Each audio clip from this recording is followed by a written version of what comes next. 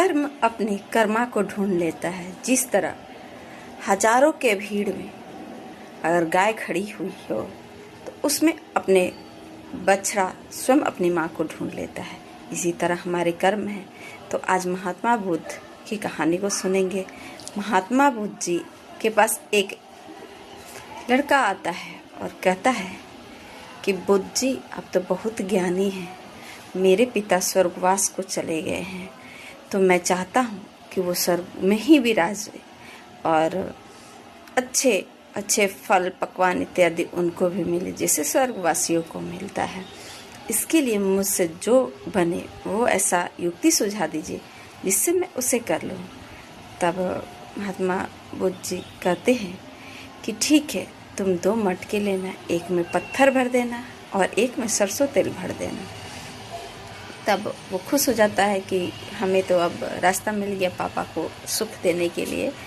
तो उसने एक में सरसों के तेल और एक में मटके में पूरे पत्थर भर के ले जाता है। तो महात्मा बुद्ध जी कहते हैं इसे अब तालाब में डाल के आ जाओ। डाल देता है। डालने के बाद वो घर महात्मा बुद्ध के आश्रम को आता है। तो वहाँ उसे खाना पीना महात्मा बुद्ध जी खिलाते पिलाते हैं और दोपहर के बाद शाम के टाइम में भी उसे खिला पिला करके उस तालाब के पास ले जाते हैं और कहते हैं कि ये बताओ कि तुम्हारा घड़ा कहाँ है। तो वो बताता है। तब कहते हैं कि इन दोनों को तुम फोड़ दो।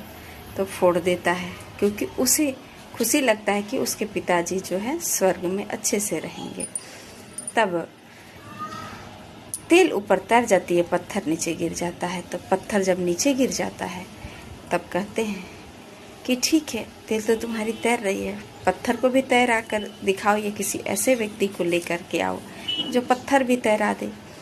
तब वो कहता है ये कैसा हो सकता है, ये कोई लॉजिक नहीं है, पत्थर भारी है तो नीचे ही गिरेगा और तेल हल्का है तो पानी पर तैरेगा ही, तो ये तो प्रकृति का नियम है। ऐसा कह करके वो लड़का महात्मा बुद्ध जी से कहता है। तो वही मुस्कुराते हुए कहते हैं कि देखो, मैं तुम्हें यही समझाना चाहता हूँ कि प्रकृति का नियम जो है इस तेल और पत्थर से तुम्हें समझ में आता है, उसी तरह तुम्हारे पिताजी के कर्म इसी तरीके में से कोई एक उन्होंने कर्म किए होंगे।